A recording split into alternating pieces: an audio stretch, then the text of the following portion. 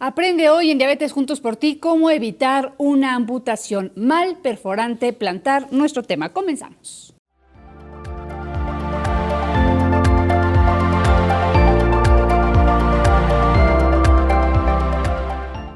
Muchas gracias, bienvenidos aquí a Diabetes Juntos por Ti, donde trabajamos de verdad con mucho ahínco, con mucho cariño, con toda la responsabilidad y el profesionalismo que usted se merece, buscando los temas que le interesan, siguiendo sus comentarios en las redes sociales para saber cuáles son las cosas que más le preocupan y tratar de ser, como le decimos siempre, una mano amiga que lo acompañe en este tratamiento de su padecimiento que es diabetes. Y por supuesto, recordamos que también está hecho para aquellas personas que tienen un familiar con el padecimiento y que puedan ser a su misma vez un acompañante. Oiga, el tema del día de hoy, mal perforante plantar. Ya hemos hablado del pie diabético de una forma general, pero nos vamos, le decíamos, de lo general a lo particular y hoy es el tema del día. Esas úlceras que se van formando en los pies y que lamentablemente en muchas ocasiones por un mal cuidado terminan en una amputación. Sabemos que una persona con diabetes tiene un riesgo mucho mayor que cualquier otra a sufrir una amputación no traumática. Y nuestra especialista de este programa, nos da muchísimo gusto saludarla y agradecerle que esté hoy con nosotros, es la doctora Alba Arévalo. Gracias, doctora Alba.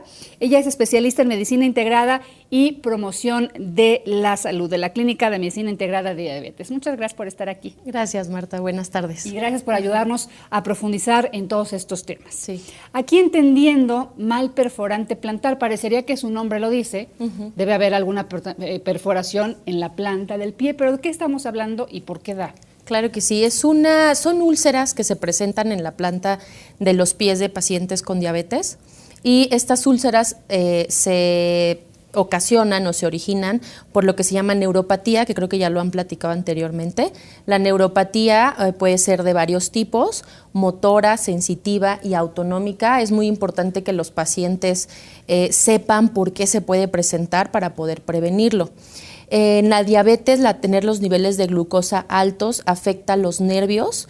El nervio es como un cablecito que está cubierto por mielina y entonces el tener los niveles de glucosa mielina, altos, doctora?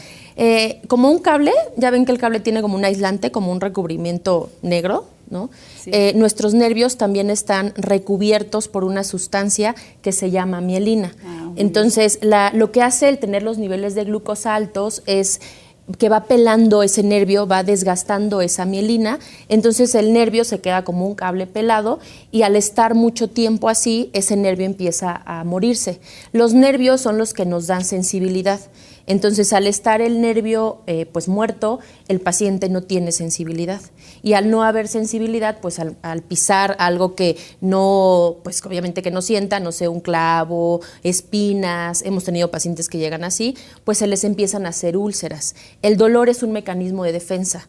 Entonces, si no hay dolor, pues no hay cómo se defienda nuestro cuerpo. Y de ahí vienen las lesiones. También hay alteraciones motoras en los pacientes que tienen diabetes. Para que mi músculo funcione de manera adecuada necesitamos tener un tono. Eso lo dan también los nervios. Entonces, como el nervio sensitivo está afectado, el tono del músculo se pierde. Entonces se lo cae. Que estamos viendo un Exacto. poco en la pantalla, ¿no? Que se empieza como a torcer, a jalar. Se atrofia, se pierde el balance del tono de los músculos del pie, entonces se pueden caer los metatarsianos, la bóveda del pie también se cae y entonces se empieza a ver también deformaciones a nivel estructural en los pies. En los pies. Eso es lo que llamamos, por ejemplo, cuando los músculos se atrofian y entonces se empiezan a atrofiar también lo que es el sistema esquelético. O exactamente, ¿no? Todo lo que es los huesos. Hay deformidades de los dedos se pueden poner como dedos en martillo o dedos en garra. Y muchas de estas deformidades, ya una deformidad como muy avanzada, es lo que conocemos como artropatía de Charcot. Entonces, eso ya también hay predominio de los músculos extensores del pie, entonces el pie se deforma completamente y el paciente no puede pisar de manera adecuada. Y se ve como normalmente el pie debe de tener un arco y en la artropatía de Charcot ese arco se pierde. La articulación no funciona de manera adecuada y entonces cualquier movimiento que haga el paciente puede originar alguna lesión, algún traumatismo. Claro, aquí hay que pensar que nuestros pies cargan nuestro peso. Exacto. Entonces pensemos, una persona que pesa, digamos, 60 kilos, pues sus pies están cargando esos 60 kilos y nosotros estamos diseñados por la naturaleza de una forma específica para cargar determinado peso. Si nosotros decimos, bueno, auméntele peso, que normalmente un paciente con obesidad, con diabetes, ha tenido obesidad, ¿no? Entonces, carga ese peso, pero además, ese diseño anatómico y específico que teníamos, se atrofia con esto que nos está explicando la doctora, las presiones sobre el pie son diferentes. Exacto. Y si no siento, o sea, es una suma de causas, Sí. ¿no? Y aparte, también otro tipo de neuropatía es la autonómica. Son como 3 tipos de neuropatía. En la neuropatía autonómica se pierde lo que es la hidratación o la sudoración normal del pie. Entonces el pie está seco, la piel pues se seca, entonces es más susceptible a que esa piel se rompa, se agriete y presente las úlceras. Entonces, esto es súper importante porque no solo es como no siento y ya, sino que no siento, se pierde el tono de los músculos, la estructura del pie y además hay cambios a nivel de la piel. Es como un conjunto de todo esto que origina el pie diabético. De acuerdo, pues ahí está entonces qué es y qué lo origina, pero no se nos estrese, no se nos preocupe, hay que recordar que esto solamente se da en personas con diabetes mal controlada, una persona que controla sus niveles, que tiene un estilo de vida saludable, puede evitar esto, ¿verdad? Exacto. Si en un inicio hay un buen control de la enfermedad, sí podemos prevenirlo. Sin embargo, cuando ya pasó mucho tiempo de descontrol, es difícil revertir el daño, porque como les explicaba del nervio que se queda pelado, es muy difícil que se vuelva, a recubrir, el nervio se muere. Entonces es súper importante que si los acaban de diagnosticar con diabetes, empezar el control de manera inmediata. Sí, acuérdense que hemos platicado mucho que la diabetes tiene o debe tener una atención multidisciplinaria. Obviamente su médico de primer contacto, su médico familiar, pero también tratar de que pues lo revise el equipo de especialistas que tiene que ver con la diabetes. Por eso tenemos aquí especialistas que trabajan justamente en clínicas de medicina integrada, que es justamente los que ven todos los parámetros que se deben vigilar. Vamos a hacer la pausa, la primera pausa en Diabetes Juntos por Ti, no se me vaya. Les recuerdo que tenemos las redes sociales disponibles para que usted se comunique con nosotros. ¿Sabías que? El arroz aporta mucha energía porque es abundante en carbohidratos. Además, tiene vitaminas y minerales que ayudan el buen funcionamiento metabólico.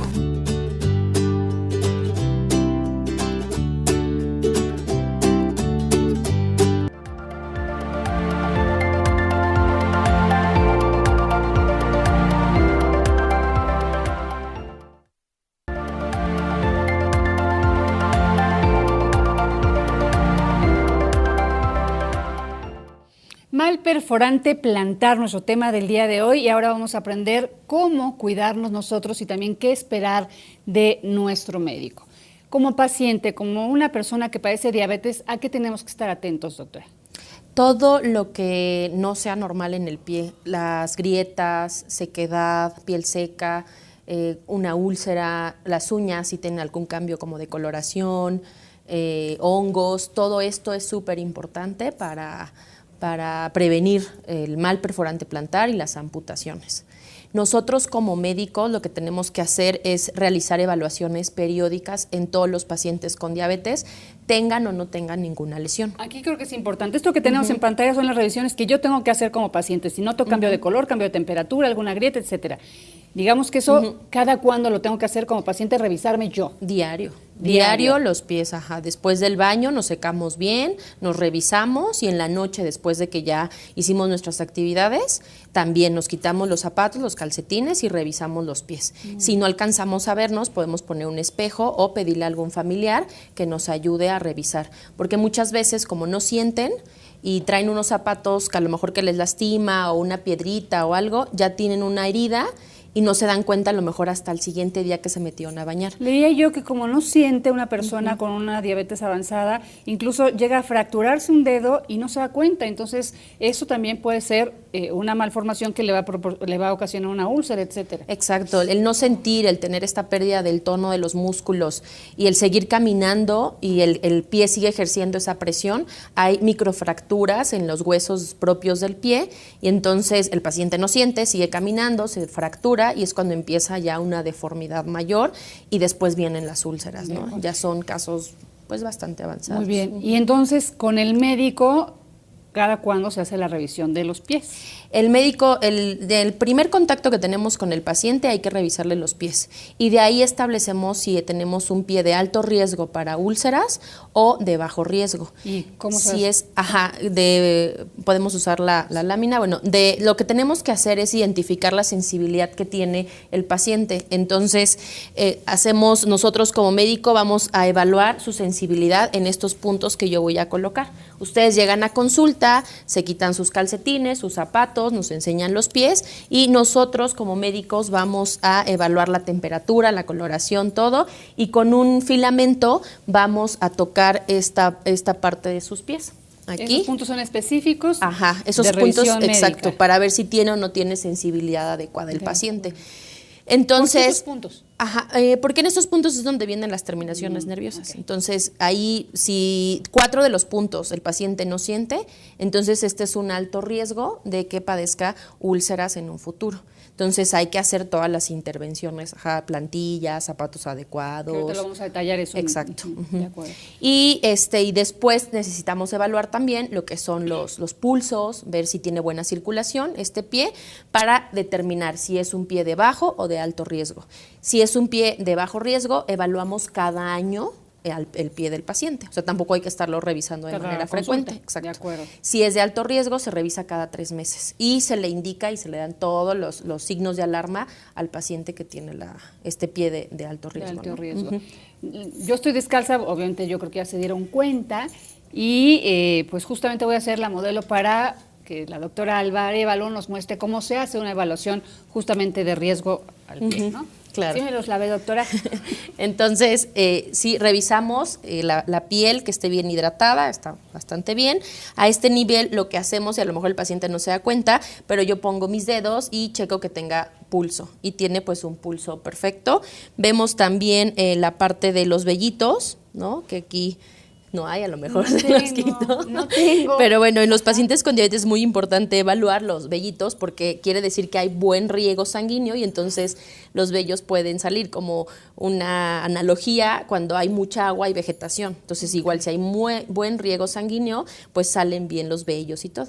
Si no hay buen riego de sangre arterial a este pie, los vellos se caen. Entonces eso es un dato de pie con isquemia, o sea, pie con falta de oxigenación. Entonces evaluamos, vemos las uñas, evaluamos bien entre los dedos, no hay nada, no hay ninguna herida.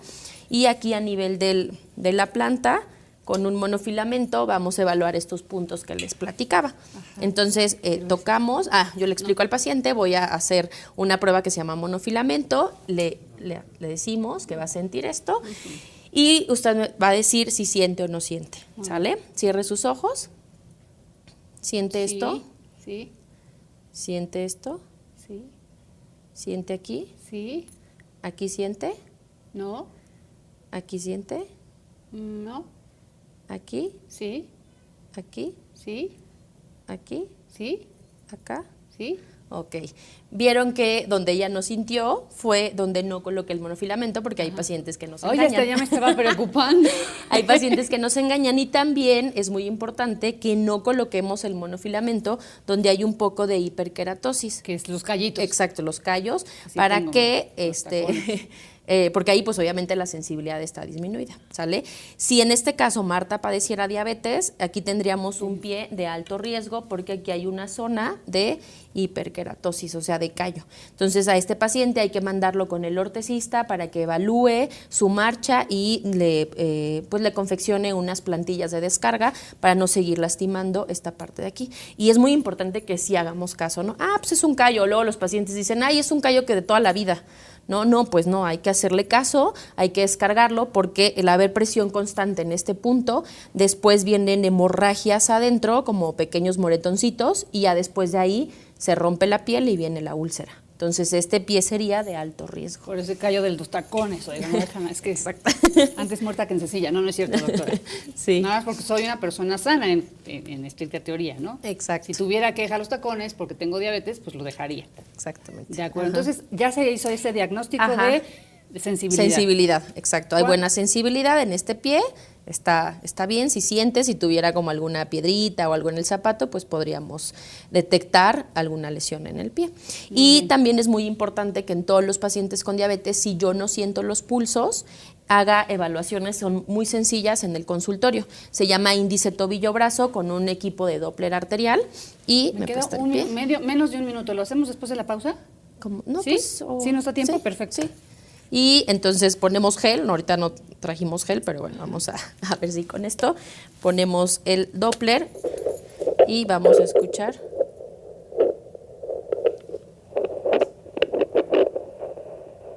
El pulso, hay que buscarlo. Que se escucha como cuando el corazón de un bebé. Ajá.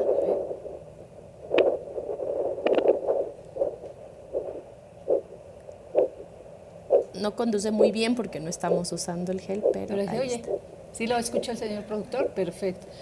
Ajá. Lo que hacemos en el consultorio es poner a un manómetro, le tomamos la presión, sacamos el del pie, del brazo y hacemos un índice para ver si este pie no es un pie con falta de oxigenación. Y entonces, si fuera el caso, pues lo mandamos con el angiólogo vascular periférico. De acuerdo. Pues ahí está el diagnóstico. Nos vamos a la pausa y regresamos con tratamiento. ¿Qué tiene que hacer usted en casa y también cómo lo va a ayudar su médico? Regresamos. ¿Sabías que? Los cacahuates aportan grasas insaturadas de cadena larga que ayudan a reducir el colesterol y los triglicéridos, lo que previene cardiopatías y dolores nerviosos asociados a la diabetes.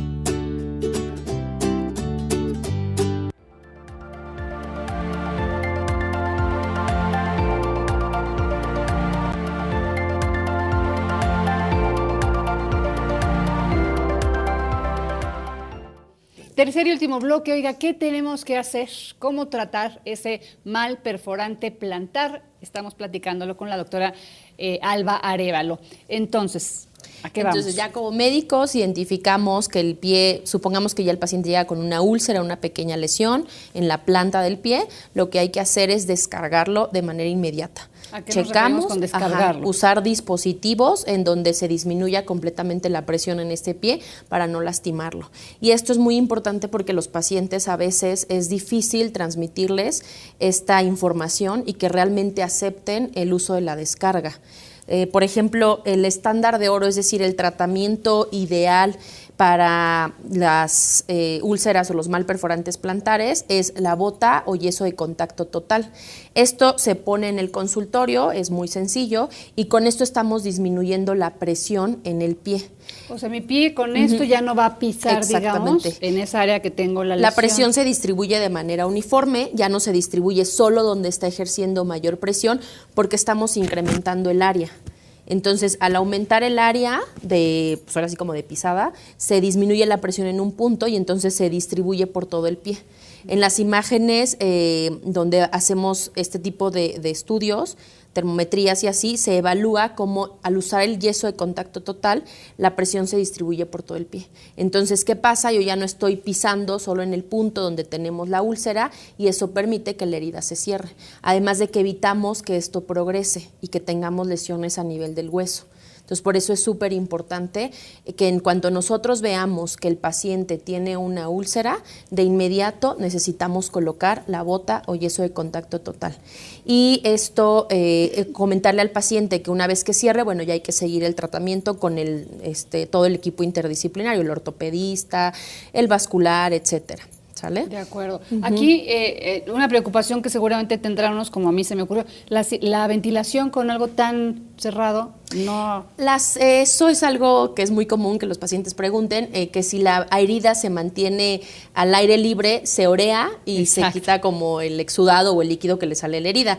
Eso, pues, realmente el hecho de dejarla al descubierto la herida está expuesta a microorganismos, a sobreinfección, a muchas cosas. Nosotros controlamos el líquido de la herida con apósitos, con parches, con geles, cremas, etcétera, que se colocan en la herida y esto permite que se controle el líquido que le sale o el exudado y no se nos vaya a infectar. Obviamente que para ponerlo necesitamos evaluar que la herida no esté infectada. Es como un yeso de cuando uno se rompe, no se quita. hasta que vamos al médico. Exactamente. Okay. Y se puede uno bañar y etcétera, con las precauciones que tiene una persona con una fractura normal. Exactamente. De acuerdo. Hay que decirlo nada más rápidamente, esto es cuando ya tenemos, digamos, el hoyo, por decirlo de alguna forma, la úlcera en el pie. Existen plantillas, porque nos han hablado de las plantillas, para cuando se detectan los puntos de presión y evitar que se conviertan en úlceras. Exacto. Que no son plantillas normales. No, sí, lo ideal es que lo evalúe el ortopedista y el ortesista para que se hagan estudios de la marcha y podamos revisar bien dónde está el punto de presión y cómo se van a confeccionar las plantillas. Y si son candidatos a plantillas, a botas, zapatos, bota walker, etcétera. Hay muchos dispositivos de descarga y pues cada paciente hay que individualizar el tratamiento. Y es muy importante, así como van a ver ahorita en el video, que el dispositivo no se quite nunca. Hay dispositivos que que se quitan y se pueden poner. Este es de contacto total, o sea, es todo el tiempo, pero también tenemos acceso a dispositivos que se pueden quitar. Entonces el paciente tiende a quitar, obviamente cuando se va a dormir se lo quita y pues hay pacientes que se levantan en la noche al baño y solamente el hecho de levantarnos se ejerce una presión tremenda en el pie y si doy 2 o 3 pasos, pues ahí se ven cómo incrementa muchísimo la presión sin el dispositivo de descarga y pues puede seguir lesionándose o puede volverse a abrir. Y eso es difícil que los pacientes por ejemplo, el día de ayer tenía un paciente que me dijo, pero nada más caminé 4 cuadras. Nada más caminé 4 cuadras. Y yo así, 4 cuadras es muchísimo. Y de ahí se lesionó, se lastimó el huesito y bueno, y empezó con una osteomielitis, etcétera. Entonces, súper importante que podamos usar este tipo de dispositivos y que no tengamos como este temor de que se nos vaya a infectar la herida o algo, ¿no? El médico debe evaluar bien. Perfecto. Oye, doctora, nada, rápidamente me queda un minuto. ¿Tips o recomendaciones específicas? Controlar muy bien sus niveles de glucosa. Eso es súper importante porque todo esto se puede prevenir. Hacerse sus evaluaciones periódicas, que el paciente sepa y conozca cómo está su hemoglobina glucosilada, sus cifras de colesterol, triglicéridos, porque todo esto también es un factor de riesgo para microangiopatía, para daño a nivel de los vasos pequeños del pie y esto puede perpetuar las lesiones, agravarlas. Revisarse sus pies, cuando vayan al médico, súper importante, si su médico no les dice, le voy a revisar sus pies, ustedes quítense los zapatos, quítense los calcetines para que el médico los revise. Nosotros nos podemos tardar 3 minutos en revisar el pie. La verdad es que es súper rápido y con esto podemos prevenir amputaciones. Exacto, que hay que decirlo, es lo que se está queriendo prevenir. Amputaciones que, lo dijimos, ¿cuántas veces tiene mayor riesgo un paciente con diabetes de sufrir una amputación no mecánica? No traumática, perdón. Hasta 30 veces más, ¿no? O sea, es muchísimo el riesgo. Exacto, y recordemos que una amputación puede ser el inicio de algo mucho más grave para perder la vida. Exactamente. ¿No? Entonces, ahí está la raíz de estos programas, tratar de cuidar su salud y bueno, pues nada más que agradecerte. Gracias, doctora. Marta. De verdad, muchísimas gracias por estar aquí, por hacerlo tan claro y tan didáctico. Gracias, ¿no? Marta. Oigan, vamos rápidamente con los números de la salud. Adelante, mi querido Héctor Rendón. Amigos, ¿cómo están? Yo soy Héctor Rendón y estos son los números de la salud. En casa se ha fijado que últimamente alguien tiene alguna crisis de ansiedad. Es muy común que tengamos estrés y tengamos estas crisis de repente, nos sentimos mal, nos sentimos ansiosos por hacer cosas o por algo que no hicimos o algunos pendientes que tenemos y que desde luego nos ponen como en alerta. El organismo cambia, nuestra actividad mental y cerebral cambia constantemente y sentimos esas crisis de ansiedad. Pues tome ojo con estos datos que le voy a presentar. Se dice que en el mundo aproximadamente 264 millones de personas tienen problemas de ansiedad. No es un problema como tal, en realidad es un padecimiento y una enfermedad que lleva o tiene consecuencias severas si esto no se atiende en el paso del tiempo. 1 de cada 4 mexicanos tiene algún problema de ansiedad y se dice que ha aumentado 75% el tema de ansiedad o los casos de ansiedad en nuestro país. Alrededor se pierden, fíjese usted, es un dato que a las empresas les preocupa muchísimo.